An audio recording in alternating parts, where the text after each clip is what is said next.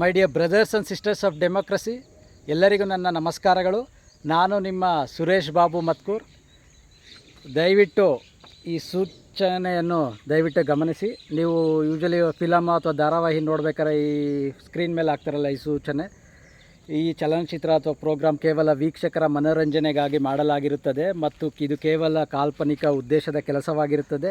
ಇದರಲ್ಲಿ ಬರುವ ಎಲ್ಲ ಪಾತ್ರಗಳು, ಸನ್ನಿವೇಶಗಳು ಕೇವಲ ವೀಕ್ಷಕರ ಮನೋರಂಜನೆಗಾಗಿ ಮಾಡಲಾಗಿರುತ್ತದೆ ಮತ್ತು ಇಲ್ಲಿ ಬರುವುದು, ಈ ಪ್ರೋಗ್ರಾಮಲ್ಲಿ ಬರೋದು ಯಾವ ವಿಷಯನೂ ನಿಜ ಅಲ್ಲ, ಕೇವಲ ಮನೋರಂಜನೆಯ ವಿಷಯವಾಗಿರುತ್ತದೆ.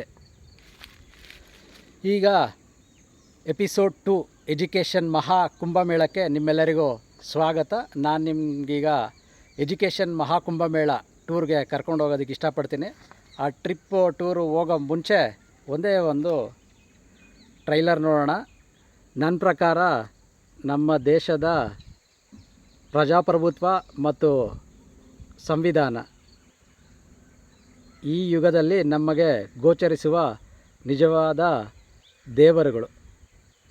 ಎಪಿಸೋಡ್ 1 ನಾನು ಅಪ್ಲೋಡ್ ಮಾಡಾದಮೇಲೆ ತುಂಬ ನನಗೆ ಕರೆಗಳು ಬಂತು ಮತ್ತು ಫೀಡ್ಬ್ಯಾಕ್ ಬಂತು. ಅದರಲ್ಲೊಬ್ಬರು ಅಡ್ವೊಕೇಟ್ ನನಗೆ ಕಾಲ್ ಮಾಡಿ ಒಳ್ಳೆ ಗೈಡೆನ್ಸ್ ಕೊಟ್ಟರು.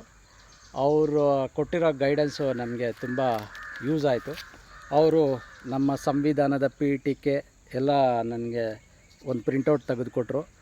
ಮತ್ತು ಈ ಸಂವಿಧಾನದ ಪ್ರಕಾರ ನಮಗೆ ಸಾಮಾಜಿಕ, ಆರ್ಥಿಕ ಮತ್ತು ರಾಜಕೀಯ ಎಲ್ಲದರಲ್ಲೂ ಎಲ್ಲರಿಗೂ ಸಮಾನವಾದ ಅಧಿಕಾರ ಇದೆ ಅಂತ ತಿಳಿಸುತ್ತೆ. ಅವರು ನನಗಿನ್ನೂ ಒಂದು ಒಳ್ಳೆ ಸಜೆಷನ್ ಕೊಟ್ಟರು. ಇಷ್ಟೆಲ್ಲ ಕಾನ್ಸೆಪ್ಟ್ಸ್ ಎಲ್ಲ ಗೊತ್ತು, ಎಲ್ಲ ಇದು ಮಾಡ್ತಾಯಿದ್ದೆ, ಹೆಂಗಿದ್ರು ಈಗ ಸ್ವಲ್ಪ ಫ್ರೀ ಆಗಿದೆಯಾ, ಯಾಕೆ ನೀನು ಲಾ ಮಾಡಬಾರ್ದು ಅಂತ. ಅದು ನನಗೊಂದು ಒಳ್ಳೆ ಸಜೆಷನ್ ಅಂತ ಅನಿಸ್ತು. ಇಮಿಡಿಯೇಟಾಗಿ ಅವ್ರ ಮನೆಗೆ ಕರೆದ್ರು. ಮತ್ತು ಅವ್ರ ಮನೆಗೆ ಕರೆದ್ಬಿಟ್ಟು ಅವ್ರು ಎಂಥ ಒಳ್ಳೆ ವ್ಯಕ್ತಿಗಳಂದರೆ ನೀವೇ ನೋಡ್ಬೋದು. ಅವರು ನನಗೆ ಇಷ್ಟೆಲ್ಲ ಬುಕ್ಸ್ ಕೊಟ್ಟರು ಲಾ ಮಾಡೋದಕ್ಕೆ, ಮತ್ತು ನನಗೆ ಲಾ ಮಾಡೋದಕ್ಕೆ ಪ್ರೇರೇಪಣೆ ನೀಡಿದ್ದಾರೆ. ನೆಕ್ಸ್ಟು ನಾನು ಲಾ ಕಾಲೇಜ್ಗೆ ಅಡ್ಮಿಷನ್ ಆಗಬೇಕು ಅಂತ ಇದ್ದೀನಿ. ಏನಕ್ಕೆಂದರೆ ನಾನು ಮಾಡ್ತಿರೋ ಕಾನ್ಸೆಪ್ಟ್ಸು, ನಾನು ಮಾಡೋ ಸೋಷಲ್ ಸರ್ವಿಸ್ ಆ್ಯಕ್ಟಿವಿಟೀಸ್ಗೆಲ್ಲ ಲಾ ಮಾಡಿದ್ರೆ ತುಂಬ ಅನುಕೂಲ ಆಗುತ್ತೆ. ನಾನು ಮಾಡ್ತಾಯಿರೋ ಎಜುಕೇಷನ್ ಮಹಾಕುಂಭಮೇಳಕ್ಕೆ ಒಂದು ಕಾನ್ಸ್ಟಿಟ್ಯೂಷನ್ ಲಾ ಮತ್ತು ಹ್ಯೂಮನ್ ರೈಟ್ಸ್ ಆ್ಯಂಡ್ ಇಂಟರ್ನ್ಯಾಷನಲ್ ಲಾ ತುಂಬ ಯೂಸ್ ಆಗುತ್ತೆ ಅಂತ ನಮ್ಮ ಅಡ್ವೊಕೇಟ್ ಸಜೆಸ್ಟ್ ಮಾಡಿದ್ದಾರೆ. ಜೊತೆಯಲ್ಲಿ ಯಾವಾಗಲೂ ಈ ಲಾ ಅಥವಾ ಎವಿಡೆನ್ಸ್ ಅಥವಾ ಕೋರ್ಟ್ ಏನೇ ಬಂದ್ರೂ ಯಾವಾಗಲೂ ಪ್ರೂಫ್ಸ್ ಕೇಳ್ತಾರೆ. ಅವ್ರು ಯೂಶಲಿ ನನಗೆ ಸಜೆಸ್ಟು ಮಾಡಿದ್ರು, ಯೂಶಲಿ ನೀನು ಏನಾದರೂ ಮಾತಾಡ್ಬೇಕಾದ್ರೆ ನೀನು ಯಾವುದಾದ್ರು ಮಾಡಿರೋದು ಪ್ರೂಫ್ ಎವಿಡೆನ್ಸ್ ಹಾಕಿದ್ರೆ ಇನ್ನೂ ಚೆನ್ನಾಗಿರುತ್ತೆ ಅಂತ. ಅದರಿಂದ ಇದು ನಾನು ಎಜುಕೇಷನ್ ರ್ಯಾಲಿ ಮಾಡಿದ್ದು ವಿಧಾನಸೌಧ ಮುಂದೆ, ಮತ್ತು ಇಲ್ಲಿ ಭಾರತ್ ಎಲೆಕ್ಟ್ರಾನಿಕ್ಸಲ್ಲಿ ನಾನು ವರ್ಕ್ ಮಾಡಿದ್ದು, ಮತ್ತು ಇದು ನಾನು TCS ಅಲ್ಲಿ ಒಂದು 16 ಇಯರ್ಸ್ ವರ್ಕ್ ಮಾಡಿದ್ದೆ. ಮತ್ತು ನಾನು ಎಜುಕೇಷನ್ ರ್ಯಾಲಿ ಟೈಮಲ್ಲಿ ವಿಧಾನಸೌಧ ಮುಂದೆ ಈ ಥರ ಪಾಂಪ್ಲೆಟ್ಸ್ ಎಲ್ಲ ಮಾಡಿ ಡಿಸ್ಟ್ರಿಬ್ಯೂಟ್ ಮಾಡಿದ್ವಿ, ಸಾವಿರಾರು ಪಾಂಪ್ಲೆಟ್ಗಳು, ಏನಕ್ಕೆ ಈಕ್ವಲ್ ಎಜುಕೇಷನ್ ಬೇಕು ಅಂತ. ಮತ್ತು ಅದಾದಮೇಲೆ ಈ ಥರ ಪಾಂಪ್ಲೆಟ್ಸು ಮಾಡಿ ಡಿಸ್ಟ್ರಿಬ್ಯೂಟ್ ಮಾಡಿದ್ವಿ. ಇದು ನನ್ನ ಇಂಜಿನಿಯರಿಂಗ್ ಸರ್ಟಿಫಿಕೇಟು, ಇದು ನನ್ನ USA ಬಿಸ್ನೆಸ್ ವೀಸಾ. ನಾವೆಲ್ಲ ಈ ಹ್ಯೂಮನ್ ರೈಟ್ಸ್ ಎಲ್ಲ ಅರ್ಥ ಮಾಡ್ಕೊಳ್ಳೋಕೆ ಮುಂಚೆ ನೀವು ಒಂದು ಸತಿ ನನ್ನ ಹಿಂದೆ ಬ್ಯಾಕ್ಗ್ರೌಂಡ್ ನೋಡ್ಬೋದಲ್ಲ, ಒಂದು ಪ್ರಕೃತಿ ಒಂದು ಮಡಿಲಲ್ಲಿದ್ದೀನಿ. ನಾವು ಯಾವ ಕಡೆಯಿಂದ ಆದರೂ ನಮ್ಮ 2 ಕಣ್ಣುಗಳಿಂದ ನೋಡಿದ್ರೆ ನಮಗೆ ಏನು ಅನಿಸುತ್ತೆ, ಇಡೀ ಪ್ರಪಂಚ ಚಪ್ಪಟೆಯಾಗಿದೆ ಅಂತ ಅನಿಸುತ್ತೆ. ಎಲ್ಲರೂ ಅದೇ ಅಂದ್ಕೊಂಡಿದ್ರು ಸಾವಿರಾರು ವರ್ಷಗಳಿಂದ, ಇಡೀ ಪ್ರಪಂಚ ಎಷ್ಟೇ ಸುತ್ತಾಡಿ ನೋಡ್ರು ಚಪ್ಪಟೆ ಆಗಿದೆ. ಅದ್ರ ಜೊತೆಯಲ್ಲಿ ಸೂರ್ಯ ಹಿಂಗಿಂದ ಹುಟ್ಟುತ್ತಾರೆ ಪೂರ್ವದಿಂದ, ಮತ್ತು ನೋಡಿ ಪಶ್ಚಿಮಕ್ಕೆ ಹೋಗ್ಬಿಟ್ಟು ಮುಳುಗ್ತಾರೆ. ಇದರಿಂದ ಏನು ಜನರಲ್ಲಾಗಿ ಯೋಚನೆ ಮಾಡಿದ್ರೆ ಓಕೆ, ನಾವು ಭೂಮಿ ಮಧ್ಯ ಇದ್ದೀವಿ, ಸೂರ್ಯ ನಮ್ಮನ್ನು ಸುತ್ತುತ್ತೆ ಅಂತಲೇ ಅನ್ಕೋತೀವಿ. ಆದರೆ ಎಷ್ಟೋ ವರ್ಷಗಳಾದಮೇಲೆ ಗೊತ್ತಾಯಿತು, ಇಲ್ಲ, ಭೂಮಿನೇ ಸೂರ್ಯನ ಸುತ್ತಾಕುತ್ತೆ ಅಂತ. ಅದು ನಿಜವಾದ ಆಬ್ಸಲ್ಯೂಟ್ ಟ್ರೂತ್ ಅಂತ ಹೇಳ್ತೀವಿ. ಅದೇ ಥರ ನೀವು ನನ್ನ ಹಿಂದೆ ನೋಡ್ಬೋದಲ್ಲ, ಈ ಮರಗಳು, ಮರ ಗಿಡ ಎಲ್ಲ ಎಷ್ಟೋ ವರ್ಷಗಳಿಂದ ಎಲ್ಲ ಪ್ರಪಂಚದ ಎಲ್ಲ ಸೈಂಟಿಸ್ಟ್ಗಳು ಇದನ್ನು ಮರ ಗಿಡಗಳನ್ನೆಲ್ಲ ಇದಕ್ಕೆ ಜೀವ ಇಲ್ಲ, ನಿರ್ಜೀವ ವಸ್ತು ಅಂತ ಕ್ಲಾಸಿಫೈ ಮಾಡಿದರು. ಆದರೆ ಒಬ್ಬ ವ್ಯಕ್ತಿ ಜಗದೀಶ್ ಚಂದ್ರ ಬೋಸ್, JC ಬೋಸ್ ಅವರು ಅವ್ರ ಸ್ಕೂಲ್ ಟೈಮಿಂದನೇ ಅವರು ಈ ಪಾಠ ಮಾಡಬೇಕಾದ್ರೆ living begins, non living begins ಅಂತ ಮಾಡಬೇಕಾದ್ರೆ ಈ ಮೇಷ್ಟ್ರು ಹೇಳ್ಬೇಕಾದ್ರೆ ಅವ್ರಿಗೆ ಸ್ವಲ್ಪ ಡೌಟ್ ಅನಿಸ್ತಾಯಿತ್ತು, ಯಾಕಿದು ಮರಗಳು ಗಿಡಗಳನ್ನ ನಿರ್ಜೀವ ವಸ್ತುಗಳು, ನಾನ್ ಲಿವಿಂಗ್ ಬೀಯಿಂಗ್ಸ್ ಅಂತ ಕರಿತಿದ್ದಾರೆ ಅಂತ ತುಂಬ ಯೋಚನೆ ಬರ್ತಿತ್ತು. ಅವ್ರು ಕೇಳಿದ್ದಕ್ಕೆ ಮೇಷ್ಟ್ರಿಗೆ ಅವ್ರು ಹೇಳಿದ್ರು, ಇದು ಪ್ರಾಣಿಗಳಿಗೂ ಜೀವ ಇದೆಯಲ್ಲ, ಬೆಳೀತಿದೆಯಾ ಅಂತ. ಅವ್ರ ಮೇಷ್ಟ್ರು ಇಲ್ಲ, ನಿನ್ಗೇನು ಗೊತ್ತಾಗಲ್ಲ ಅಂತ ಸುಮ್ಮನೆ ಇರೋ ಅಂದ್ಬಿಟ್ರು. ಮತ್ತು ಅವರು ಅದ್ರ ಬಗ್ಗೆನೇ ತುಂಬ ಯೋಚನೆ ಮಾಡ್ತಿದ್ರು. ಆಮೇಲೆ ಅವರು ತುಂಬ ಸಂಶೋಧನೆ ಮಾಡಿ ಅವರು ದೊಡ್ಡವರಾದಮೇಲೆ ಅದ್ರ ಬಗ್ಗೆನೇ ರಿಸರ್ಚ್ ಮಾಡಿ ಒಂದು 10-20 ವರ್ಷ 1901 ಅಲ್ಲಿ ಮೇ 10 ಲಂಡನ್ ರಾಯಲ್ ಸೊಸೈಟಿ ಸೈಂಟಿಸ್ಟ್ಗೆಲ್ಲ ಆ ಟೈಮಲ್ಲಿ ಸ್ವತಂತ್ರ ಬರೋಕ್ಕೆ ಮುಂಚೆ ರಾಯಲ್ ಸೊಸೈಟಿ ಅಂದರೆ ಅದೊಂದು ದೊಡ್ಡ ಪ್ರೆಸ್ಟೀಜಸ್ ಇದು. ಅಲ್ಲಿ ಹೋಗ್ಬಿಟ್ಟು ಅವರು ಸಿಸ್ಕೋಗ್ರಾಫ್ ಯೂಸ್ ಮಾಡಿ ಅಲ್ಲಿ ಪ್ರೂವ್ ಮಾಡಿ ತೋರಿಸ್ತಾರೆ ಇದೆಲ್ಲ ಗಿಡಗಳಿಗೂ ಜೀವ ಇದೆ ಅಂತ. ಅದಾದಮೇಲೆ ಅಲ್ಲಿ ಒಪ್ಕೋತಾರೆ. ಅವರೆಲ್ಲ ಲಂಡನ್ ಯೂನಿವರ್ಸಿಟಿ ಅವರೆಲ್ಲ ಸುಮ್ಮನೆ ಅವರೆಲ್ಲ ಒಪ್ಕೊಳ್ಳಲ್ಲ. ರಾಯಲ್ ಸೊಸೈಟಿಯವ್ರು ಎವಿಡೆನ್ಸ್ ಬೇಕು. ಎವಿಡೆನ್ಸ್ಗೋಸ್ಕರ ಸಿಸ್ಕೋಗ್ರಾಫ್ ಯೂಸ್ ಮಾಡಿ ಅವರು ಗಿಡಗಳು ನೀವೇನಾದರೂ ಅದಕ್ಕೆ ಪಾಯ್ಸನ್ ಹಾಕಿದ್ರೆ, ಸ್ಟ್ರಾಂಗ್ ಪಾಯ್ಸನ್ನು, ಅದಕ್ಕೆ ಏನಾದ್ರು ಕೆಮಿಕಲ್ ಹಾಕಿದ್ರೆ ಅದು ಹೆಂಗೆ ರಿಯಾಕ್ಟ್ ಮಾಡುತ್ತೆ ಅಂತ ಕ್ಯಾಪ್ಚರ್ ಮಾಡೋಕ್ಕೆ ಸಿಸ್ಕೋಗ್ರಾಫ್ ಎಲ್ಲ ಯೂಸ್ ಮಾಡಿ ಅದನ್ನು ಕ್ಯಾಪ್ಚರ್ ಮಾಡಿ ಪ್ರೂವ್ ಮಾಡಿ ತೋರಿಸಿದ್ದಕ್ಕೆ ಅವ್ರಿಗೆ ನೊಬೆಲ್ ಪ್ರೈಸ್ ಸಿಕ್ತು. ನಾನು ಚಿಕ್ಕ ಹುಡುಗನಿಂದ ಹೆಂಗೆ ಅನಿಸಿತ್ತು ಅಂದರೆ, ನಾನು LKG ಹೋಗ್ಬೇಕಾದ್ರೂ ನಮ್ಮಮ್ಮ ರೀಸೆಂಟಾಗೂ ಹೇಳ್ತಾಯಿದ್ರು, ನಾನು ಕೇಳ್ತಾ ಇದ್ದಂತೆ ಪ್ರಶ್ನೆಗಳು, ಯಾಕೆ ನಾನು ಮಾತ್ರ ಸ್ಕೂಲ್ಗೆ ಹೋಗಬೇಕು, ನನ್ನನ್ನು ಮಾತ್ರ ಸ್ಕೂಲಿಗೆ ಕಳಿಸ್ತಾ ಇದೆಯಾ, ನೀನು ಮಾತ್ರ ಮನೇಲಿದ್ದೀಯಾ ಅಂತ. ಅಂದರೆ ಆವಾಗಲಿಂದನೇ ನನ್ನ ಮನಸ್ಸಲ್ಲಿ ಹ್ಯೂಮನ್ ರೈಟ್ಸ್, ಪ್ರತಿಯೊಬ್ಬ ಪ್ರಜೆಗೂ ಒಂದೇ ಅಧಿಕಾರ ಸಿಗಬೇಕು ಅನ್ನೋ ಒಂದು ಕಾನ್ಸೆಪ್ಟು ಚಿಕ್ಕ ವಯಸ್ಸಿಂದನೂ ಇದೆ. ಸೇಮ್ ಕಾನ್ಸೆಪ್ಟು ನೀವು ಅಣ್ಣ ಬಸವಣ್ಣ ಅವ್ರ ಬಗ್ಗೆ ಓದಿದ್ರೆ ನಿಮಗೆ ಅರ್ಥ ಆಗುತ್ತೆ. ಅಣ್ಣ ಬಸವಣ್ಣವರು ತಮ್ಮ 13ನೇ ವಯಸ್ಸಲ್ಲಿ ಅವ್ರಿಗೆ ಮಾತ್ರ ಜನವಾರ ಹಾಕ್ಬಿಟ್ಟು ದೀಕ್ಷೆ ಕೊಡಬೇಕಾದ್ರೆ ಅವ್ರ ತಂದೆ ತಾಯಿನ ಕೇಳ್ತಾರೆ, ಯಾಕೆ ಅಕ್ಕನಿಗೆ ದೀಕ್ಷೆ ಮಾಡ್ತಾಯಿಲ್ಲ, ಬರೀ ನನಗೆ ಮಾತ್ರ ಮಾಡ್ತಿದ್ದೆ, ಅವ್ರು ನನಗಿಂತ ದೊಡ್ಡವರಲ್ಲ ಅಂತ. ಆಗ ಅವ್ರ ಪೇರೆಂಟ್ಸು ಅವ್ರ ಬಾಯಿ ಮುಚ್ಚೋಕ್ಕೆ ಟ್ರೈ ಮಾಡಿದ್ರು, ಇಲ್ಲ ಇದು ಹುಡುಗರಿಗೆ ಮಾತ್ರ ಅಂತ. ಮತ್ತು ಯಾಕೆ ಈ ತಾರತಮ್ಯ, ಹುಡುಗ ಹುಡುಗಿ ಎಲ್ಲರೂ ಒಂದೇ ಅಂತ ಅವರು ಡಿಕ್ಲೇರ್ ಮಾಡಿದ್ರು. ಅವರು ಆ ಥರ ಡಿಕ್ಲೇರ್ ಮಾಡಿ ಇಡೀ ಮನುಕುಲಕ್ಕೆ ಮೊದಲನೇ ಪ್ರಜಾಪ್ರಭುತ್ವವನ್ನು ಪರಿಚಯ ಮಾಡಿದ್ರು. ಮತ್ತು ಪ್ರಜಾಪ್ರಭುತ್ವಕ್ಕೆ ಅವರೇ ಒಂದು ಬುನಾದಿ ಹಾಡಿದ್ರು. ಅದೇ ಬಂದ್ಬಿಟ್ಟು ಒಂದು ಪಾರ್ಟ್ ಆಫ್ ಹ್ಯೂಮನ್ ರೈಟ್ಸ್, ಮಾನವ ಹಕ್ಕುಗಳು ಅಂತ ಹೇಳ್ತಾರೆ ನಮ್ಮ ಕಾನ್ಸ್ಟಿಟ್ಯೂಷನಲ್ಲಿ. ಹ್ಯೂಮನ್ ರೈಟ್ಸ್ನ ಅವರೇ ನಮ್ಮ ಇಂಡಿಯಾದಲ್ಲಿ ಫಸ್ಟು ಎಫೆಕ್ಟಿವ್ ಆಗಿ ಪ್ರತಿಪಾದಿಸಿದ್ದು. ನನಗೂ ಚಿಕ್ಕ ಹುಡುಗನಿಂದ ಸೇಮ್ ಇದು human rights, human rights, human rights. ನಾನು ಯಾಕೆ ಇಂಗ್ಲೀಷ್ ಮೀಡಿಯಮ್ಗೆ ಅಷ್ಟು ದೂರ ಹೋಗಬೇಕು, ನಮ್ಮ ಫ್ರೆಂಡ್ಸ್ ಯಾಕೆ ಕನ್ನಡ ಮೀಡಿಯಮಲ್ಲಿ ಹೋಗ್ತಿದ್ದಾರೆ, ನಾವು ಇಂಗ್ಲೀಷ್ ಮೀಡಿಯಮ್ ಬರೀ 5 ಜನ ಹೋಗ್ತಿದ್ದೀವಿ, ನಮ್ಮೂರಲ್ಲಿ 200 ಜನ ಕನ್ನಡ ಮೀಡಿಯಮ್ಗೆ ಹೋಗ್ತಿದ್ದಾರೆ. ಅಲ್ಲಿ ನೋಡ್ರೆ ನಮ್ಮ ಇಂಗ್ಲೀಷ್ ಮೀಡಿಯಮಲ್ಲಿ ಸ್ಟ್ರೆಂತೆ ಒಂದು 150 ಜನ ಇದ್ದಾರೆ, ಅದು ಎಷ್ಟೋ ಹಳ್ಳಿಗಳು ಸೇರಿ ನಮ್ಮಲ್ಲಿ 200 ಜನ ಇದ್ದಾರೆ ಅಂತ ಒಂದು ಪ್ರಶ್ನೆ. ನಾನು ಇಂಜಿನಿಯರಿಂಗ್ ಮುಗಿಯೋಷ್ಟೊತ್ತಿಗೆ ನಮ್ಮೂರಲ್ಲಿ 200 ಜನ ಇದ್ದವರು 19 ಜನ ಆದರೂ ಇಂಗ್ಲೀಷ್ ಮೀಡಿಯಮಲ್ಲಿ ಇಡೀ 10 ಊರಿಗೆ ಒಂದು ಇಂಗ್ಲೀಷ್ ಮೀಡಿಯಮ್ ಆಗಿದ್ದಿದ್ದು ಇವತ್ತು 20 ಇಂಗ್ಲೀಷ್ ಮೀಡಿಯಮ್ಗಳಾಗಿದೆ.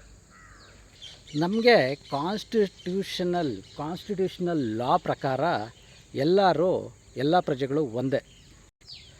ನಮ್ಮದು ಒಂದು ಸಣ್ಣ ಲಾಜಿಕಲ್ ಪ್ರಾಬ್ಲಮ್ ಇದೆ.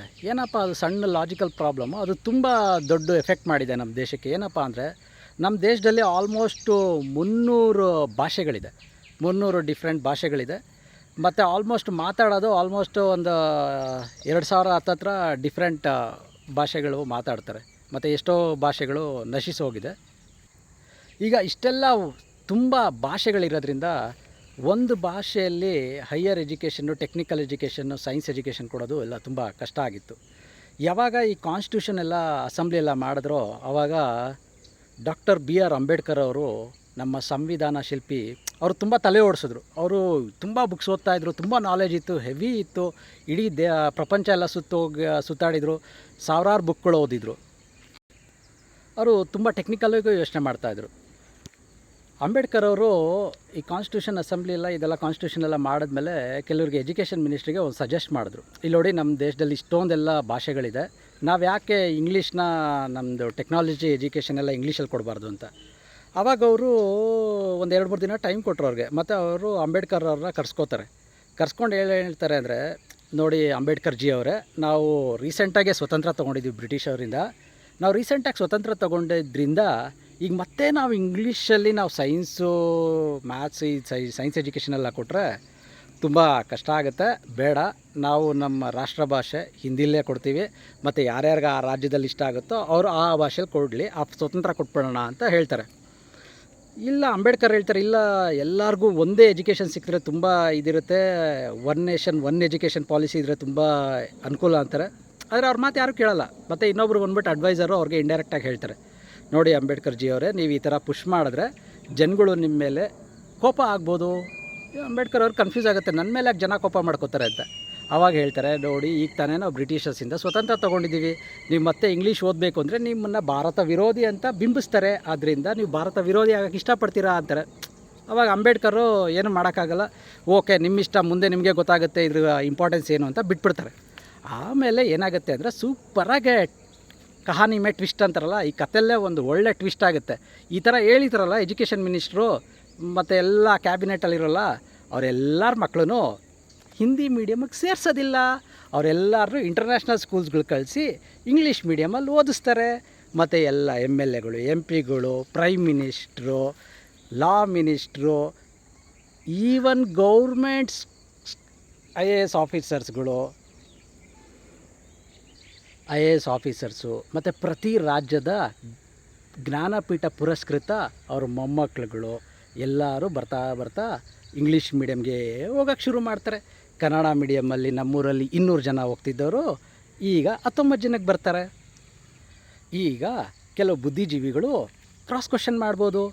ಈಗ ಸರ್ ಎಂ ವಿಶ್ವೇಶ್ವರಯ್ಯ ಅವರು, ಅಂಬೇಡ್ಕರ್ ಅವರು, ಅಬ್ದುಲ್ ಕಲಾಂ ಅವರು, ತುಂಬ ದೊಡ್ಡ ದೊಡ್ಡ ವಿಜ್ಞಾನಿಗಳು, JC Bose ಅವರು, ಇವರೆಲ್ಲ ಅವ್ರವ್ರ ನೇಟಿವ್ ಲ್ಯಾಂಗ್ವೇಜಲ್ಲೇ ಓದಿದ್ದಲ್ವಾ ಅಂತ. ಹೌದು, ಅವ್ರವರು ಸ್ಟಾರ್ಟಿಂಗಲ್ಲಿ ಪ್ರೈಮರಿ ಎಜುಕೇಷನ್ ಅವ್ರವ್ರ ನೇಟಿವ್ ಲ್ಯಾಂಗ್ವೇಜಲ್ಲೇ ಓದಿದ್ದು. ಆದರೆ ಅವರೆಲ್ಲ ಹೈಯರ್ ಎಜುಕೇಷನ್ ಎಲ್ಲಿ ಮಾಡಿದ್ರು? ಎಲ್ಲರೂ ಹೈಯರ್ ಎಜುಕೇಷನ್ ಮಾಡಿದ್ದೆ ಇಂಗ್ಲೀಷ್ ಮಾಧ್ಯಮದಲ್ಲಿ. ನಾವು ಸ್ವಾಮಿ ವಿವೇಕಾನಂದ ಅವ್ರನ್ನ ಪೂಜಿಸ್ತೀವಿ. ಏನಕ್ಕೆ ಪೂಜಿಸ್ತೀವಿ ಗೊತ್ತಿದೆಯಾ? ಒಂದು ಲಾಜಿಕಲ್ ಐಡಿಯಾ. ಅವರು ಇಡೀ ಇಂಡಿಯಾದಲ್ಲಿ ಅವರು US ಚಿಕಾಗೋಗೆ ಹೋಗೋಕ್ಕೆ ಮುಂಚೆ ಇಲ್ಲಿ ತುಂಬ ಪ್ರಚಾರಗಳು ಮಾಡಿದ್ರು, ತುಂಬ ಕಡೆ ಹೋದರು, ಅವ್ರಿಗೇನೂ ಮಾನ್ಯತೆ ಸಿಕ್ಕಿಲ್ಲ. ಯಾವಾಗ ಅವರು US ಚಿಕಾಗೋಲ್ಲಿ ಹೋಗ್ಬಿಟ್ಟು ನಮ್ಮ ದೇಶದ ಬಗ್ಗೆ, ಧರ್ಮದ ಬಗ್ಗೆ ಕ್ಲೀನಾಗಿ ಎಕ್ಸ್ಪ್ಲೈನ್ ಮಾಡಿದ್ರು, ಅವರು ರಾತ್ರೋರಾತ್ರಿ ಭಾರತದಲ್ಲಿ ಮಹಾನ್ ನಾಯಕ ಆದರು. ಅದಕ್ಕೆ ಹೆಲ್ಪ್ ಮಾಡಿದ್ದೇನು? ಅವ್ರಿಗಿದ್ದಿದ್ದು English knowledge. Doctor BR Ambedkar ಅವ್ರಿಗೂ ಅವ್ರಿಗಿದ್ದಿದ್ದು ಇಂಗ್ಲೀಷ್ ನಾಲೆಜಿಂದನೇ ಅವರು ಇಡೀ ಪ್ರಪಂಚ ನೋಡಿ ಇನ್ನೂ ಹೆಚ್ಚು ಬೂಸ್ಟ್ ಸಿಕ್ಕಿದ್ದು. ಅದೇ ಥರ ಎಲ್ಲ ದೊಡ್ಡ ದೊಡ್ಡ ಸೈಂಟಿಸ್ಟೂ, ಎಲ್ಲ ಇಂಡಿಯಾದಲ್ಲಿರೋ ದೊಡ್ಡ ದೊಡ್ಡ ಸೈಂಟಿಸ್ಟೂ ಕನ್ನಡ ಮೀಡಿಯಮ್ಮು, ತೆಲುಗು, ತಮಿಳು, ಹಿಂದಿ ಮೀಡಿಯಮಲ್ಲಿ ಓದಿದ್ರು ಅವರು ಡಿಗ್ರಿ ಮಾಡಿದ್ದೆಲ್ಲ ಇಂಗ್ಲೀಷ್ ಮೀಡಿಯಮ್ಮು, ಇಂಗ್ಲೀಷ್ ಡಿಗ್ರಿ ಕಾಲೇಜ್ಗಳಲ್ಲೇ ಮಾಡಿದ್ದು, ಇಂಗ್ಲೀಷ್ ಓದ್ಬಿಟ್ಟೆ ಮಾಡಿದ್ದು. ಈಗ ರೀಸೆಂಟಾಗಿ ನೀವೆಲ್ಲ ಒಂದು ಯೂಟ್ಯೂಬಲ್ಲಿ ಒಂದು ವಿಡಿಯೋ ನೋಡಿರ್ಬೋದೇನೋ, ರಜನಿಕಾಂತ್ ಅವರು ತುಂಬ ಹೇಳ್ತಾಯಿದ್ರು, ನಾನು ಕನ್ನಡ ಮೀಡಿಯಮಲ್ಲಿ ಓದ್ತಿದ್ದೆ, ನಾನು 98% ಬರ್ತಾಯಿತ್ತು. ಆಮೇಲೆ ನಮ್ಮ ಚಿಕ್ಕಪ್ಪ ಯಾರೋ ಕರ್ಕೊಂಡೋಗಿ ಇಂಗ್ಲೀಷ್ ಮೀಡಿಯಮ್ ಹಾಕಿದ್ರು, ನಂಗೆ ತುಂಬ ಕಷ್ಟ ಆಯಿತು. ಅಲ್ಲಿ ನನಗೆ ಇಲ್ಲೆಲ್ಲ ಗುಣಾಕಾರ, ಭಾಗಾಕಾರ ಅದು ಇದು ಅಂತ ಓದಿದ್ದೆ. ಆದ್ದರಿಂದ ಅಲ್ಲಿ ಹೋಗ್ಬಿಟ್ಟು ನಾನು ಡೆಲ್ ಆಗಿಬಿಟ್ಟೆ. ಆಮೇಲೆ ಜಸ್ಟ್ ಪಾಸ್ ಆದೆ, ಫೇಲ್ ಆದೆ, ಜಸ್ಟ್ ಪಾಸ್ ಆದೆ. ಹಂಗಿದಾಗಿ ನನ್ನ ಎಜುಕೇಷನ್ ಕೆರಿಯರ್ ತುಂಬ ಪ್ರಾಬ್ಲಮ್ ಆಯಿತು ಅಂತ. ಅದೇ ಥರ ಒಬ್ಬ ಸೂಪರ್ ಸ್ಟಾರ್ ರಜನಿಕಾಂತ್ಗೆ 98% ತೊಗೊಳೋರಿಗೆ ಅಷ್ಟೊಂದು ಕಷ್ಟ ಆಗಬೇಕಾದ್ರೆ, ನನ್ನ ಜೊತೆ ಪಾಪ ನಮ್ಮ ಫ್ರೆಂಡ್ಸು 10th ನನಗಿಂತ ತುಂಬ ಮಾರ್ಕ್ಸ್ ತೊಗೊಂಡ್ರು. ನಾನು ಬರೀ 69% ತೊಗೊಂಡಿದ್ದೆ, ಅವರೆಲ್ಲ 89, 90, 933 ಎಲ್ಲ ತೊಗೊಂಡಿದ್ರು. ಅವರೆಲ್ಲ PUCಗೆ ಬಂದಾಗ ತುಂಬ ಕಷ್ಟ ಆಗಿ ಅವರೆಲ್ಲರೂ ಡ್ರಾಪ್ಔಟ್ ಆದರು. 95% ಕನ್ನಡ ಮೀಡಿಯಮಲ್ಲಿ ಓದಿದವರು. ಆದ್ದರಿಂದ ನನಗೆ ಜ್ಞಾನೋದಯ ಆಗೋಕ್ಕೆ ಶುರುವಾಯಿತು. ಇಷ್ಟೆಲ್ಲ ಸ್ಟಡೀಸ್ ಮಾಡಿ ನನಗೆ ತುಂಬ ಬೇಜಾರಾಯಿತು. ಇದೆಲ್ಲ ಇನ್ಫಾರ್ಮೇಷನ್ನು ನನ್ನ ಬಾಲ್ಯದಲ್ಲಿ ಆಗಿದ್ದ ಘಟನೆಗಳು ಎಲ್ಲ ಒಂದು ಕೋರಿಲೇಷನ್ ಮಾಡಿ ನಾನು ಇಂಜಿನಿಯರಿಂಗ್ ಮಾಡಿದ್ಮೇಲೆ 2 ಇಂಗ್ಲೀಷ್ ಮೀಡಿಯಮ್, ಕನ್ನಡ ಮೀಡಿಯಮ್ಗಳಿಗೆ ಟೀಚಿಂಗ್ ಮಾಡೋಣ ಅಂತ ಹೋಗಿ ಅಲ್ಲಿ ಇನ್ನೂ ನನಗೆ ಹಲವಾರು ವಿಷಯಗಳು ಸಿಕ್ತು. ಮತ್ತು ಇದರೆಲ್ಲರ ಮಧ್ಯೆ ನಾನು ಆರಾಮಾಗಿದ್ದೆ ಲೈಫಲ್ಲಿ. ಹಿಂಗೋ ಇಂಜಿನಿಯರಿಂಗ್ ಮಾಡಿದ್ದೀನಿ, ಒಳ್ಳೆ ಸಂಬಳ ಬರ್ತಿದ್ದೆ, ಆರಾಮಾಗಿ ಕಾಲ ಕಳೀತಾ ಇದ್ದೆ ಖುಷಿಯಾಗಿ. ಇಷ್ಟು ಕಾಲ ಕಳಿಬೇಕಾದ್ರೆ ಒಬ್ಬ ಮಹಾನ್ ವ್ಯಕ್ತಿ ನನ್ನ ಲೈಫ್ಗೆ ಎಂಟ್ರಾದ. ಅವನು ಎಂಟ್ರಾಗ್ಬಿಟ್ಟು ಅವನು ಒಂದು ಇಂಪಾರ್ಟೆಂಟ್ ಟಿಪ್ಸ್ ಹೇಳು. ಏನಪ್ಪ ಇಂಪಾರ್ಟೆಂಟು ಅಂದರೆ ಅದು ನನ್ನ ಲೈಫ್ನೇ ಚೇಂಜ್ ಮಾಡ್ತು. ಏನಪ್ಪ ಅಂದರೆ, ನನ್ನ ಜೊತೆ ಇದ್ದ ಒಬ್ಬ ಫ್ರೆಂಡು ಅಲ್ಲಿ ವೈಟ್ಫೀಲ್ಡಲ್ಲಿದ್ದಾಗ ಅವರು ನನಗೆ ಹೇಳಿದ್ರು, ಅವರು ಆರ್ಮಿಗೆ ಸೇರಿಕೊಂಡಿದ್ರು. ಅವ್ರು ಆರ್ಮಿಯಿಂದ ರಜಕ್ಕೆ ಅಂತ ಮನೆಗೆ ಬಂದಿದ್ದರು. ಆವಾಗ ಅವ್ರ ತಾಯಿ ನನಗೆ ಹೇಳಿದ್ರು, ನೋಡು ನಿಮ್ಮ ಫ್ರೆಂಡ್ ಬಂದಿದ್ದಾನೆ, ಅವ್ನ ಕೈಯೆಲ್ಲ ಏಟು ಮಾಡ್ಕೊಂಡಿದ್ದಾನೆ, 2 ದಿನ ಲೇಟಿಗೆ ಬಂದಿದ್ದಾನೆ, ನೋಡಿ ಕೈಯೆಲ್ಲ ಆಲ್ಮೋಸ್ಟ್ ಫ್ರ್ಯಾಕ್ಚರ್ ಆಗಿದೆ, ಅವ್ನಿಗೆ ಬುದ್ಧಿ ಹೇಳು ಅಂತ. ಏನೇ ಗಂಟೆ ಬುದ್ಧಿ ಹೇಳಬೇಕು ಅಂತ ನಾನು ಹೇಳಿದೆ. ಇಲ್ಲಿ ನೋಡು, ಅದು ಯಾರೋ ಟ್ರೈನಲ್ಲಿ ಯಾರೋ ಹುಡುಗಿನ ಚುಡಾಯಿಸ್ತಿದ್ರಂತೆ, ಇವನು ಪ್ರಾಣನ ಲೆಕ್ಕಿಸದೆ ಅವಳು ಕಾಪಾಡಿದ್ದಾನೆ ಅಂತ. ಏನೋ ಅವ್ರು ಇನ್ನೇನು ಟ್ರೈನಿಂದ ಆಚೆ ತಳ್ಳಿದರೆ, ಇನ್ನೇನು ತಳ್ಳಕ್ಕೆ ಆಚೆ ರೆಡಿಯಾಗಿದ್ರಂತೆ. ಇವನು ಆಲ್ಮೋಸ್ಟ್ ಸ್ಟೇಷನ್ ಬಂದಿದ್ದಕ್ಕೆ ಬಚಾವಾಗಿದ್ದಾನೆ, ಜನ ಸೇರಿ ಉಳಿಸಿದ್ದಾರೆ ಇವನ್ನ ಅಂತ. ನಾನು ಆಮೇಲೆ ನಮ್ಮ ಫ್ರೆಂಡ್ಗೆ ಹೇಳಿದೆ, ಯಾಕಪ್ಪ ಈ ಥರ ದುಸ್ಸಾಹಸ ಮಾಡ್ತೀಯಾ, ನೀನು ಒಬ್ಬ ಹೋಗ್ಬಿಟ್ಟು ಇದು ಮಾಡಿದ್ರೆ ಅವ್ರು 5-6 ಜನ ನಿನ್ನ ಟ್ರೈನಿಂದ ಆಚೆ ನೂಕ್ಬಿಟ್ಟಿದ್ರೆ ನಿನ್ನ ಪ್ರಾಣನೇ ಕಳ್ಕೊಬಿಡ್ತಿದ್ಯಲ್ಲ ಅಂತ. ಆವಾಗ ನಮ್ಮ ಫ್ರೆಂಡು ಒಂದು ಒಳ್ಳೆ ವಿಚಾರ ಹೇಳಿದ್ರು, ನನ್ನ ಕಣ್ಣ ತೆರೆಸ್ತು, ನನ್ನ ಖುಷಿನ ಅಲ್ಲಿಗೆ ಸಮಾಪ್ತಿ ಮಾಡ್ತು. ಅದೇನಪ್ಪ ವಿಷಯ ಅಂದರೆ, ಅವನು ಹೇಳಿದ್ದು, ನಾವೆಲ್ಲರೂ ನಮ್ಮ ಸುತ್ತಮುತ್ತ ನಡೆಯೋ ಅನ್ಯಾಯನ ಕಣ್ಣು ಮುಚ್ಕೊಂಡು ಸೈಲೆಂಟಾಗಿ ನೋಡ್ತಾ ಇದ್ದರೆ ಆ ಅನ್ಯಾಯದಲ್ಲಿ ನಾನು ಭಾಗಿಯಾಗಿದ್ದೀನಿ ಅಂತ ಅರ್ಥ. ನನ್ನ ಪ್ರಾಣ ಹೋದರೂ ಪರವಾಗಿಲ್ಲ, ನಾನಂಥ ಅನ್ಯಾಯದಲ್ಲಿ ಭಾಗಿಯಾಗಲ್ಲ ಅಂತ ಒಂದು ಸಿಂಪಲ್ ಮಾತು ಹೇಳ್ದ. ಈ ಮನಸ್ಸೋ ಈ ತಲೆನೋ ಮೊದಲೇ ಗೊತ್ತಲ್ಲ, ಸ್ವಲ್ಪ ಸೋಷಲ್ ಸರ್ವೀಸು ಅದು ಇದು ಏನೇನೋ ಮಾಡಬೇಕು ಅಂತ. ಇವನು ಗೈಡೆನ್ಸ್ ಕೇಳಿದ ತಕ್ಷಣ ಅದು ನನ್ನ ಬ್ರೈನಲ್ಲಿ ಎಂಬೆಡೆಡ್ ಆಗೋಯ್ತು. ಏನೇ ಇಂಜಸ್ಟಿಸ್ ನಡೀಲಿ ಅದರಲ್ಲಿ ನಾನು ಕ್ವಶನ್ ಮಾಡಿಲ್ಲ ಅಂದರೆ ನಾನು ಆ ಭಾಗಿಯಾಗಿದ್ದೀನೋ ಆ ಇಂಜಸ್ಟಿಸ್ ಅನ್ನೋ ಲೆವೆಲ್ಗೆ ಹೋಗ್ಬಿಡ್ತು. ಇದೆಲ್ಲ ತಿಳಿದ್ಮೇಲೆ ನನಗೆ 2-3 ತಿಂಗಳು ನಿದ್ದೆ ಬರಲಿಲ್ಲ. ಆವಾಗ ಏನೇನೋ ರಿಸರ್ಚ್ ಮಾಡೋದು, ಯಾಕೆ ಇಂಜಸ್ಟಿಸು, ಎಜುಕೇಷನಲ್ಲಿ ಯಾಕೆ ಈ ತಾರತಮ್ಯ, ನಮಗೆ ಸ್ವತಂತ್ರ ಬಂದು 76 ವರ್ಷ ಆದ್ರೂ ಯಾಕೆ ಈ ಥರ ಮಾಡ್ತಿದ್ದಾರೆ, ಯಾಕೆ ಇದು ಮಾಡ್ತಿದ್ದಾರೆ. ಕೆಲವರು ಯಾರೋ ಒಬ್ಬರು ಒಂದು ಎಜುಕೇಷನ್ ಪಾಲಿಸಿ ತರಕ್ಕೆ ಹೋಗ್ತಾರೆ, ಉಳಿದವರೆಲ್ಲ ಅದನ್ನು ವಿರೋಧ ಮಾಡ್ತಾರೆ. ಆ ವಿರೋಧ ಮಾಡೋರು ಮಕ್ಕಳೆಲ್ಲ ಇಂಗ್ಲೀಷ್ ಮೀಡಿಯಮ್ಗೆ ಹೋಗ್ತಾರೆ, CBSEಗೆ ಹೋಗ್ತಾರೆ, ICSEಗೆ ಹೋಗ್ತಾರೆ, IGSTಗೆ ಹೋಗ್ತಾರೆ. ಇದು ಯಾಕೆ ಈ ಥರ ಡಿವೆಲ್ ನೇಚರು, ಹಿಪೋಕ್ರಸಿಮ್ ಅಂತಾರಲ್ಲ, ಹಿಪೋಕ್ರಸಿ ಅಂತ. ಅವ್ರಿಗೆ ಮಾತ್ರ ಒಂದು ನ್ಯಾಯ, ಬೇರೆಯವ್ರಿಗೆಲ್ಲ ಇನ್ನೊಂದು ನ್ಯಾಯ ಅಂದರೆ ಅವ್ರ ಮಕ್ಕಳು ಮಾತ್ರ ಗುಲಾಬ್ ಜಾಮೂನ್ ತಿನ್ನಬೇಕು, ಬಡವ್ರ ಮಕ್ಕಳೆಲ್ಲ ತಿನ್ನಲೇಬಾರ್ದು ಅನ್ನೋ ನ್ಯಾಯ. ಅದು ತುಂಬ ಕೊರಿತಾ ಇತ್ತು. ಇದಕ್ಕೇನಾದರೂ ಒಂದು ಮಾಡಿ ಪ್ಲ್ಯಾನ್ ಮಾಡಬೇಕು ಅಂತ ಅವತ್ತಿಂದ ನನ್ನ ತಲೆಗೆ ತುಂಬ ಕೊರಿತಾ ಇತ್ತು. ತುಂಬ ಎಲ್ಲ ಪ್ರಯತ್ನ ಪಟ್ಟೆ. ಆಲ್ಮೋಸ್ಟ್ 20 ವರ್ಷ ನಾನು ಸ್ಟ್ರಗಲ್ ಮಾಡಿದ್ದೀನಿ. 2006 ನಾನು ಎಜುಕೇಷನ್ ರ್ಯಾಲಿ ಮಾಡಿದೆ, ಸಮಾನ ಎಜುಕೇಷನ್ ಸಿಗಬೇಕು ಅಂತ. ಅದಾಗಲೇ ಇಲ್ಲ. ಇವತ್ತು ಆಲ್ಮೋಸ್ಟ್ 2025 ಆಗಿದೆ, ಆಲ್ಮೋಸ್ಟ್ 20 ವರ್ಷ ಆಯಿತು. ಅಲ್ಲಿ ಕನ್ನಡ ಮೀಡಿಯಮಲ್ಲಿ 200-250 ಜನ ಹುಡುಗರಿರೋರು ಈಗ ಬರೀ 18 ಜನ ಆಗಿದ್ದಾರೆ. ಆಲ್ಮೋಸ್ಟ್ ಈಗ ಸರ್ಕಾರನೇ ಕೆಲವೊಂದು ಇಂಗ್ಲೀಷ್ ಮೀಡಿಯಮ್ ಶಾಲೆಗಳನ್ನ ಶುರು ಮಾಡಬೇಕು ಅಂತ ಅಂದ್ಕೊಂಡಿದೆ. ಆದರೆ ಇದನ್ನು ಪೂರ್ಣ ಪ್ರಮಾಣದಲ್ಲಿ ಆಗಿಲ್ಲ. ಇನ್ನೂ ತುಂಬ ಕನ್ನಡ ಮೀಡಿಯಮ್ ಮಾಧ್ಯಮ ಶಾಲೆ ಹುಡುಗರು ಇನ್ನೂ ಕಷ್ಟ ಅನುಭವಿಸ್ತಾನೆ ಇದ್ದಾರೆ. ಅವರು ಈ ಥರ ಫಾಲ್ಸ್ ಈಗೋಗೆಲ್ಲ ಒಳಪಟ್ಟು ಇದಾಗ್ತಿದ್ದಾರೆ. ಇದೆಲ್ಲ ಬರೀ ಕನ್ನಡ ಮೀಡಿಯಮ್ ಇಂಗ್ಲೀಷ್ ಮೀಡಿಯಮ್ ಅಂತಲ್ಲ, ಇದರಲ್ಲಿ ಇನ್ನೊಂದು ಆ್ಯಂಗಲ್ ಇದೆ. ಇದರಲ್ಲಿ ಇನ್ನೊಂದು ಆ್ಯಂಗಲ್ ಏನಪ್ಪ ಅಂದರೆ ಲಾ ಆಫ್ ಟ್ಯಾಕ್ಸೇಷನ್.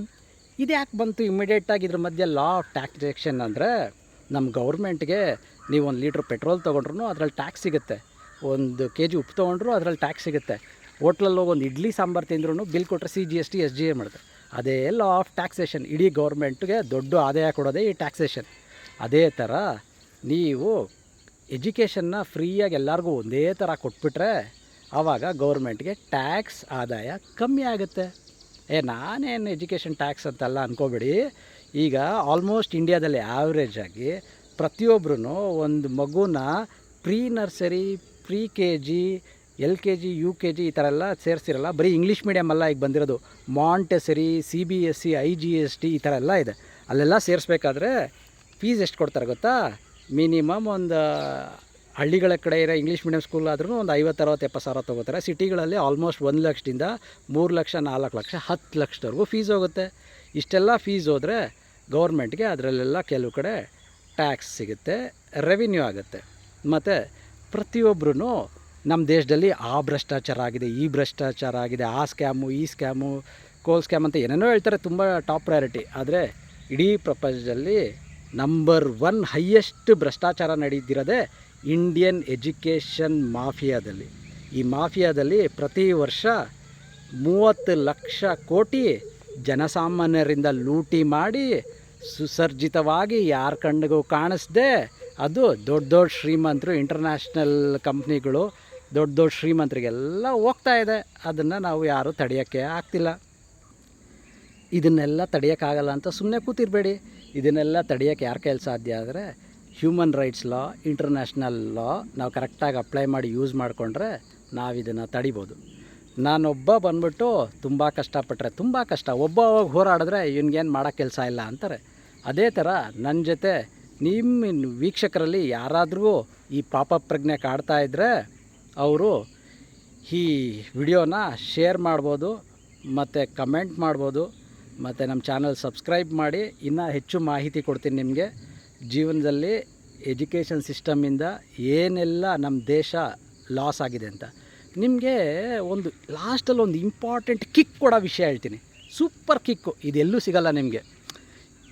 ಈ ಸೂಪರ್ ಕಿಕ್ ಕೊಡೋ ವಿಷಯ ಏನಪ್ಪ ಅಂದರೆ ಇಂಟಲೆಕ್ಚುಯಲ್ ಪ್ರಾಪರ್ಟಿ ರೈಟ್ಸ್ ಅನ್ನೋದು ಸೂಪರ್ ಕಿಕ್ ಕೊಡುತ್ತೆ ನಿಮಗೆ. ಇಂಟಲೆಕ್ಚುಯಲ್ ಪ್ರಾಪರ್ಟಿ ರಾಸ ಯಾರು ಈ ಥರ ರಿಲೇಟ್ ಮಾಡಲ್ಲ, ಆ ಥರ ನಾನು ರಿಲೇಟ್ ಮಾಡಿ ತೋರಿಸ್ತೀನಿ. ದಯವಿಟ್ಟು ಗಮನ ಕೇಳಿ. ನಮ್ಮ ದೇಶ ಆಲ್ಮೋಸ್ಟ್ 200 ವರ್ಷ ಬ್ರಿಟಿಷರ್ಸ್ ಅವ್ರ ಕೈಲಿರುತ್ತೆ ಅಂತ ಇತ್ತಲ್ಲ, ಎಲ್ಲರಿಗೂ ಗೊತ್ತಲ್ಲ. ಯಾಕಲ್ಲಿ ಕಷ್ಟಪಟ್ಟು ಸ್ವತಂತ್ರ ಹೋರಾಟಗಾರರೆಲ್ಲ ತುಂಬ ಕಷ್ಟಪಟ್ಟಿದ್ದು ಮಾಡಿರಲ್ಲ. ನೀವು ಇನ್ನೊಂದು ಗಮನಿಸಬೇಕಾದ ವಿಷಯ ಈ ಮಧ್ಯದಲ್ಲಿ ಏನಂದರೆ, 95% ಎಲ್ಲ ಸ್ವತಂತ್ರ ಹೋರಾಟಗಾರರು ಇಂಗ್ಲೀಷ್ ಡಿಗ್ರಿ ಹೋಲ್ಡರ್ಸ್, ಅಂದರೆ ಇಂಗ್ಲೀಷಲ್ಲೇ ಡಿಗ್ರಿ ಮಾಡಿ ಅವ್ರ ಕೈಯಲ್ಲಿತ್ತು. ಅದನ್ನು ನೀವು ಗಮನಿಸಬೇಕು. ನಮ್ಗೆ ಬರೋ ಎಲ್ಲ ಕೋರ್ಟ್ ಆರ್ಡರ್ಸೂ ಇಂಗ್ಲೀಷಲ್ಲಿರುತ್ತೆ, ನಮ್ಮ ಪಾಸ್ಪೋರ್ಟ್ ಇಂಗ್ಲೀಷಲ್ಲಿರುತ್ತೆ. ಈ ಥರ ಎಲ್ಲ ಮಹತ್ವವಾದ ದಾಖಲೆಗಳು ನಮ್ಮ ದೇಶದಲ್ಲಿ ಇಂಗ್ಲೀಷಲ್ಲೇ ಇರುತ್ತೆ. ಈಗ ಅಲ್ಲಿಂದ ಮೇಯ್ನ್ ಇಂಪಾರ್ಟೆಂಟ್ ಕಿಕ್ ಕೊಡೋ ವಿಷಯಕ್ಕೆ ಬರೋಣ. ಎಲ್ಲರೂ 200 ವರ್ಷ ಬ್ರಿಟಿಷರ್ಸು ನಮ್ಮ ದೇಶನ ಆಳಿದ್ರು, ಹಂಗೆ ಮಾಡಿದ್ರು, ಹಿಂಗೆ ಮಾಡಿದ್ರು, ದೋಚ್ಕೊಂಡು ಹೋದ್ರು ಅಂತ ಹೇಳಿದ್ರಲ್ಲ, ಅವರು ಬರೀ 20,000 ಜನ ನಮ್ಮ ದೇಶದಲ್ಲಿ ಇದ್ದಿದ್ದು. ನಮ್ಮ ದೇಶದಲ್ಲಿ 40 ಕೋಟಿ ಜನ ಇದ್ದರು. ಹೆಂಗೆ 20,000 ಜನ 40 ಕೋಟಿ ಜನನ ಆಳಿದ್ರು ಅಂದರೆ, ವೆರಿ ಸಿಂಪಲ್. ಒಂದು ಗನ್ನು, ಇಂಟೆಲೆಕ್ಚುಯಲ್ ಪ್ರಾಪರ್ಟಿ. ಅಂದರೆ ಅವರು ಸೈನ್ಸಲ್ಲಿ ಅಡ್ವಾನ್ಸ್ಡ್ ಆಗಿ ಒಂದು ಗನ್ ಕಂಡಿಡಿದ್ರು. ಆ ಗನ್ ಯೂಸ್ ಮಾಡಿ ಅವರು ಆಲ್ಮೋಸ್ಟ್ ಮುಕ್ಕಾಲು ಭಾಗ ಪ್ರಪಂಚನೇ ಕ್ಯಾಪ್ಚರ್ ಮಾಡಿದ್ರು. ಏನಕ್ಕೆ ಹಳೆ ಕಾಲದಲ್ಲಿ ನಾವು ಕತ್ತಿ, ಗುರಾಣಿ, ಈಟಿ ಹಿಡ್ಕೊಂಡು ಓಡ್ಲಾಡ್ತಾ ಇದ್ರಲ್ಲ, ಕುದುರೆಗಳನ್ನೆಲ್ಲ ಇಟ್ಕೊಂಡು ಅವರು ಗನ್ ತೊಗೊಂಡು ದೂರದಿಂದನೇ ಶೂಟ್ ಮಾಡಾಕಿದ್ರು ಟಪ ಟಪ ಅಂತ. ಅವಾಗೆಲ್ಲ ರಾಶಿ ರಾಶಿ ಎಣೆಗಳು ಬೀಳಕ್ಕೆ ಸ್ಟಾರ್ಟ್ ಮಾಡಿದ್ರು. ಅವರು ಟೆಕ್ನಾಲಜಿ ಸೈನ್ಸಲ್ಲಿ ಸ್ವಲ್ಪ ಅಡ್ವಾನ್ಸ್ಡ್ ಆಗಿದ್ದರಿಂದ ಅವರು ಯೂಸ್ ಮಾಡಿದ್ರು. ನೀವೆಲ್ಲ ಕೆಲವರು ಹೇಳ್ತೀರಾ, ಶ್ರೀರಾಮಚಂದ್ರ, ಶ್ರೀಕೃಷ್ಣ, ಅರ್ಜುನ, ಇವರು ಅವರು ಎಲ್ಲ ಇದ್ರಲ್ಲ ಮಹಾನ್ ಜ್ಞಾನಿಗಳು, ಭೀಷ್ಮಾಚಾರ್ಯ, ದ್ರೋಣಾಚಾರ್ಯ ಎಲ್ಲರೂ ಅವ್ರ ಹತ್ರ ಇತ್ತು. ಆ ಆಯುಧ ಇತ್ತು, ಈ ಆಯುಧ ಇತ್ತು, ಬ್ರಹ್ಮಾಸ್ತ್ರ ಇತ್ತು, ಅಕ್ಷೋಣಾಸ್ತ್ರ ಇತ್ತು, ವರುಣಾಸ್ತ್ರ ಇತ್ತು, ಅಗ್ನಿ ಅಸ್ತ್ರ ಇತ್ತು, ಎಲ್ಲ ಇತ್ತು ಅಂತ ನಮ್ಮ ಎಜುಕೇಷನ್ ಸಿಸ್ಟಮ್ ಸರಿಯಾಗಿ ಫಾಲೋ ಮಾಡಿಲ್ಲ. ಅವ್ರಿಗಿದ್ದಿದ್ದ ಜ್ಞಾನನ ಇಡೀ ಭಾರತಾದ್ಯಂತ ಈಕ್ವಲಾಗಿ ಡಿಸ್ಟ್ರಿಬ್ಯೂಟ್ ಮಾಡಿಲ್ಲ. ಅವ್ರ ಜ್ಞಾನ ಅವ್ರ ಹತ್ರನೇ ಇಟ್ಕೊಂಡು ಅವರು ಅಲ್ಲೇ ಹೊಟ್ಟೋದ್ರು. ಅದನ್ನೆಲ್ಲೂ ಒಂದು ಕಡೆ ಹಾಕಿ ಸಿಸ್ಟಮ್ಯಾಟಿಕ್ಕಾಗಿ ಪಾಸ್ ಮಾಡಿಲ್ಲ. ಅದೆಲ್ಲ ನಮ್ಮ ಹತ್ರ ಬ್ರಹ್ಮಾಸ್ತ್ರ ಎಲ್ಲ ಇದ್ದಿದ್ದರೆ ಬ್ರಿಟಿಷ್ ಅವರು ಇವರು ಬೇರೆ ದಾಳಿಕೋರನ್ನೆಲ್ಲ ನಾವು ಈಸಿಯಾಗಿ ಹೊಡೆದಾಕ್ಬೋದಾಗಿತ್ತಲ್ಲ. ಅವರು ಈಕ್ವಲಾಗಿ ನಮಗೆ ಪಾಸ್ ಮಾಡಿಲ್ಲ. ಅದರಿಂದ ನೀವು ಇದರಲ್ಲಿ ಏನು ಅರ್ಥ ಮಾಡ್ಕೋಬೇಕು ಅಂದರೆ, ಇಂಟೆಲೆಕ್ಚುಯಲ್ ಪ್ರಾಪರ್ಟಿ ರೈಟ್ಸ್ ಅಂದರೆ ಒಂದು ಟೆಕ್ನಾಲಜಿ ನೀವು ಕಂಡುಹಿಡಿದ್ರೆ ಅದನ್ನು ನೀವು ಪೇಟೆಂಟ್ ಮಾಡ್ಕೋತೀರಾ ಮತ್ತು ನಿಮ್ಮ ದೇಶದ ಒಳಿತಿಗೋಸ್ಕರ ಯೂಸ್ ಮಾಡ್ತೀರಾ. ಅದೇ ಥರ ನಾವೀಗ ಎಲ್ಲರೂ ಈಕ್ವಲಾಗಿ ಅಪ್ಡೇಟ್ ಆಗಿ ಟೆಕ್ನಾಲಜಿಕಲಿ ಅಪ್ಡೇಟ್ ಆಗಿಲ್ಲ ಅಂದರೆ, ಈಗ ಆಲ್ರೆಡಿ ಚೈನಾದವರು ನಾವು ಒಂದು ದಿವಸ ಏನು ಮಾಡ್ತಿರೋ ಕೆಲಸ ಅವ್ರು 5 ದಿನದಲ್ಲಿ ಮುಂಚೆನೇ ಅದನ್ನು ಮಾಡಿ ಬಿಸಾಕ್ತಾರೆ. ನಾವು 1 ವರ್ಷದಲ್ಲಿ ಏನು ಡೆವಲಪ್ಮೆಂಟ್ ಆಗ್ತಿದ್ದೀರೋ ಅವ್ರು 5 ವರ್ಷ ಅಹೆಡ್ ಆಗ್ತಿದ್ದಾರೆ ಒಂದೇ ವರ್ಷದಲ್ಲಿ. ಅಷ್ಟು ಫಾಸ್ಟಾಗಿ ಡೆವಲಪ್ ಆಗ್ತಿದ್ದಾರೆ. ಆಲ್ರೆಡಿ ಅವರು ಟೆಕ್ನಾಲಜಿ, ಡಾರ್ಕ್ ಟೆಕ್ನಾಲಜಿ ಯೂಸ್ ಮಾಡಿಕೊಂಡು ಮಾಸ್ ಪ್ರೊಡಕ್ಷನ್ ಮಾಡೋಕ್ಕೆ ಸ್ಟಾರ್ಟ್ ಮಾಡಿದ್ದಾರೆ. US ಅಲ್ಲಿ ಒಬ್ಬ ಚಿಕ್ಕ 12 ವರ್ಷದ ಹುಡುಗ ಆಲ್ರೆಡಿ ನ್ಯೂಕ್ಲಿಯರ್ ಫ್ಯೂಷನ್ ರಿಯಾಕ್ಟರ್ ಮಾಡ್ತಿದ್ದಾರೆ. ನಮ್ಮ ಇಂಡಿಯಾದಲ್ಲೂ ಮಾಡ್ತಾಯಿದ್ದಾರೆ ಕೆಲವರು ಅಚೀವ್ಮೆಂಟು. ಆದರೆ ನಾವೆಲ್ಲರಿಗೂ ಸೇಮ್ ಎಜುಕೇಷನ್, ಸೇಮ್ ರೈಟ್ಸ್ ಕೊಟ್ಟರೆ, ಈಗ ನಾವು ಇಂಟೆಲೆಕ್ಚುಯಲ್ ಪ್ರಾಪರ್ಟಿ ಸ್ವಿಟ್ಜರ್ಲ್ಯಾಂಡಲ್ಲಿ ಅವ್ರು ಇರೋ ಪಾಪ್ಯುಲೇಷನ್ ನಮ್ಮ ಕರ್ನಾಟಕಕ್ಕಿಂತ ಅರ್ಧ ಪಾಪ್ಯುಲೇಷನು. ಅವರು 1 ವರ್ಷಕ್ಕೆ 1200 ಇಂಟೆಲೆಕ್ಚುಯಲ್ ಪ್ರಾಪರ್ಟಿ ರೈಟ್ಸ್ ಅಪ್ಲೈ ಮಾಡ್ತಾರೆ. ನಮ್ಮ ದೇಶದಲ್ಲಿ ಇಷ್ಟೊಂದು ದೊಡ್ಡ 140 ಕೋಟಿ ದೇಶದಲ್ಲಿ 1 ವರ್ಷಕ್ಕೆ ಆಲ್ಮೋಸ್ಟ್ ಒಂದು 6000 around intellectual property rights apply ಮಾಡ್ತಾಯಿದ್ದೀವಿ. ನಮ್ಮ ಎಲ್ಲ ವಿದ್ಯಾರ್ಥಿಗಳು almost equal education, equal capacity ಸಿಕ್ಕಿದ್ರೆ ಅವರಿನ್ನೂ ತುಂಬ ಉತ್ಕೃಷ್ಟವಾಗಿ ಎಲ್ಲ ರಿಸರ್ಚ್ ಎಲ್ಲ ಮಾಡಿ ಹೈಯರ್ ಎಜುಕೇಷನ್ ಮಾಡೋದಕ್ಕೆ ಯೂಸ್ ಆಗುತ್ತೆ. ಮತ್ತು ಅವರು ನಮ್ಮ ದೇಶಕ್ಕೆ ಒಳ್ಳೆಯ ಕೊಡುಗೆ ಕೊಡೋಕ್ಕೆ ಅದೊಂದು ಪೂರಕ ಆಗುತ್ತೆ. ಏನಪ್ಪ ಅಂದರೆ, ನೀವು ಆರ್ಮಿಲಿ ಇದ್ಬಿಟ್ಟು ದೇಶ ಪ್ರೇಮ ತೋರಿಸ್ತೀನಿ, ನಾನು ಹಂಗೆ ಮಾಡ್ತೀನಿ, ಹಿಂಗೆ ಮಾಡ್ತೀನಿ ಅಂತ ಎದೆ ಉಡ್ಕೊಂಡು ಹೋದರೆ, ಈಗ ಡ್ರೋನ್ ಟೆಕ್ನಾಲಜಿಯಲ್ಲಿ ಅದರಲ್ಲೇ ಗನ್ಸ್ ಎಲ್ಲ ಅಡಾಪ್ಟ್ ಮಾಡ್ತಿದ್ದಾರೆ. ಅವರು ಆರಾಮಾಗಿ ನಿಮ್ಗೆ ಹತ್ರನೇ ಬರದೆ ದೂರದಿಂದ ಹೊಡೆದಾಕ್ಬಿಡ್ತಾರೆ. ಮಿಸೈಲ್ ಟೆಕ್ನಾಲಜಿ ಇದೆ, ಅಡ್ವಾನ್ಸ್ ಸಿಸ್ಟಮ್ಸ್ ಇದೆ, ಲೇಸರ್ ಟೆಕ್ನಾಲಜಿ ಬರ್ತಾ ಇದೆ. ಪ್ರತಿಯೊಂದು ಟೆಕ್ನಾಲಜಿಗೂ ಒಂದು ಅಪ್ಗ್ರೇಡ್ ಆಗ್ತಾ ಇರುತ್ತೆ. ನೀವು ಅಪ್ಗ್ರೇಡ್ ಆಗಿಲ್ಲ ಅಂದರೆ ಅದು ಅಬ್ಸೊಲ್ಯೂಟ್ ಟೆಕ್ನಾಲಜಿ ಆಗಿಬಿಡುತ್ತೆ. ಮತ್ತು ಈಗಿರೋ ಗನ್ಗಳನ್ನೇ ನೀವು ಕಾಯ್ಕೊಂಡು ಕೂತ್ಕೊಂಡಿದ್ರೆ ಸೇಮ್ ಟೆಕ್ನಾಲಜಿ ಎಷ್ಟಿದೆ ಅಷ್ಟೇ ಸಾಕು ಅಂದರೆ ಅದು ಒಂದು 5 ವರ್ಷಕ್ಕೆಲ್ಲ ಟೆಕ್ನಾಲಜಿ ವೇಸ್ಟ್ ಆಗ್ತಿರುತ್ತೆ. ಇದರಿಂದ ನಾವು ಅಪ್ಗ್ರೇಡ್ ಆಗಿ ನಮ್ಮ ದೇಶನ ಸುಭದ್ರವಾಗಿ ಕಾಪಾಡ್ಕೋಬೇಕು ಅಂದರೆ ನಾವು ಎಜುಕೇಷನಲ್ಲಿ ಈಕ್ವಾಲಿಟಿ ತರಬೇಕು. ಬೇರೆಯವರೆಲ್ಲ ತುಂಬ ಅಹೆಡ್ ಹೊಟ್ಟೋಗಿದ್ದಾರೆ. ನಾವಿನ್ನೂ ಎಜುಕೇಷನಲ್ಲಿ ಈಕ್ವಾಲಿಟಿ ಇದುವರೆಗೂ ತಂದಿಲ್ಲ. ನಾವು ಎಜುಕೇಷನಲ್ಲಿ ಈಕ್ವಾಲಿಟಿ ತಂದರೆ ಪ್ರತಿಯೊಬ್ಬರಿಗೂ ಪ್ರತಿ ವರ್ಷಕ್ಕೂ ಆಲ್ಮೋಸ್ಟ್ 1 ಲಕ್ಷ ಉಳಿಯುತ್ತೆ. ನಿಮಗೆ 1 ಲಕ್ಷ ಬೇಕಾ ಅಂತ ಇಷ್ಟ ಇದ್ದರೆ ನನ್ನ ಜೊತೆ ಇದು ಮಾಡ್ಕೊಳ್ಳಿ. ನನ್ನ PIL ಪಬ್ಲಿಕ್ ಇಂಟ್ರೆಸ್ಟ್ ಲಿಟಿಗೇಷನ್ಗೆ ಸಹಾಯ ಮಾಡಿ, ಲೈಕ್ ಮಾಡಿ, ಕಮೆಂಟ್ ಮಾಡಿ. ಅದೊಂದು ಲೈಕ್ ಮಾಡಿದ್ರೆ ನಿಮಗೂ ಇಷ್ಟ ಆಗಿದೆ, PIL for education, equal education, ಎಲ್ಲ ಭಾರತೀಯರಿಗೂ ಈಕ್ವಲ್ ಎಜುಕೇಷನ್ ಸಿಗಬೇಕು ಅಂತ ನೀವು ಇಷ್ಟಪಡ್ತೀರಾ ಅಂತ. ಇಲ್ಲ ನಮಗೇನು ಬೇಡ, ದೊಡ್ಡ ಸಾಹುಕಾರರು ದುಡ್ಡು ಮಾಡ್ಕೊಂಡು ಹೋಗಲಿ ಎಜುಕೇಷನ್ ಹೆಸರಲ್ಲಿ ಅಂದರೆ, ಈಗೇನು 200ರಿಂದ 19 ಜನ ಮಕ್ಕಳಾಗಿದ್ದಾರೋ ನಿಧಾನವಾಗಿ 19 ಜನ ಝೀರೋ ಆಗಿ ಶ್ರೀಮಂತರು ಅವರು ಎಜುಕೇಷನ್ ಹೆಸರಲ್ಲಿ ದುಡ್ಡು ಹೊಡ್ಕೊಂಡು ಹೋಗ್ತಾರೆ. ನೀವು ಪ್ರತಿ ವರ್ಷ 1 ಲಕ್ಷ ಬಡವರಾಗ್ತಾ ಇರ್ತೀರ. ಒಂದು 10 ವರ್ಷಕ್ಕೆ 10 ಲಕ್ಷ ಕಳ್ಕೊತೀರ. ಇದೇ ಥರ ಬಡವರಾಗ್ತಾ ಇರ್ತೀರ. ನಮ್ಗೆ 75 ವರ್ಷ ಸ್ವತಂತ್ರ ಬಂದರೂ ನಾವು ಹೆಮ್ಮೆಯಿಂದ ಹೇಳ್ಕೊತೀವಿ ನಾವು 90 ಜನಕ್ಕೆ ಉಚಿತವಾದ ರೇಷನ್ ಕೊಡ್ತೀವಿ ಅಂತ. ಆದರೆ ಆ 90 ಲಕ್ಷ ಜನ 90 ಕೋಟಿ ಜನಕ್ಕೆ 90 ಕೋಟಿ ಜನಕ್ಕೆ ಉಚಿತ ರೇಷನ್ ಕೊಡ್ತೀವಿ ಅಂತ ಹೆಮ್ಮೆಯಿಂದ ಹೇಳ್ಕೊತೀವಿ. 75 ವರ್ಷ ಆದರೂ ಯಾಕಪ್ಪ ಸಿಸ್ಟಮ್ಯಾಟಿಕ್ಕಾಗಿ ಆ ರೇಷನ್ ಕೊಡೋರ ಸಂಖ್ಯೆ, ಬಡವ್ರ ಸಂಖ್ಯೆ ಕಮ್ಮಿ ಮಾಡೋಕ್ಕಾಗಿಲ್ಲ ಅಂದರೆ, ಪ್ರತಿ ವರ್ಷ ಈ ಎಜುಕೇಷನ್ನು, ಹೆಲ್ತು ಇದೆಲ್ಲ ತುಂಬ ಇದೆ. ಅದು ನೆಕ್ಸ್ಟ್ ಎಪಿಸೋಡ್ಗಳಲ್ಲಿ ಹೇಳ್ತೀನಿ. ಇದೆಲ್ಲ ಮಾಡಬೇಕು ಅಂದರೆ ನೀವು ಸ್ವಲ್ಪ ಇನ್ನೋವೇಟಿವ್ ಆಗಿ ಯೋಚನೆ ಮಾಡಿ ಮತ್ತು ನನಗೆ ಬೆಂಬಲ ಕೊಡಿ. ನಿಮ್ಮ ಬೆಂಬಲನೇ ನನಗೆ ಶ್ರೀರಕ್ಷೆ.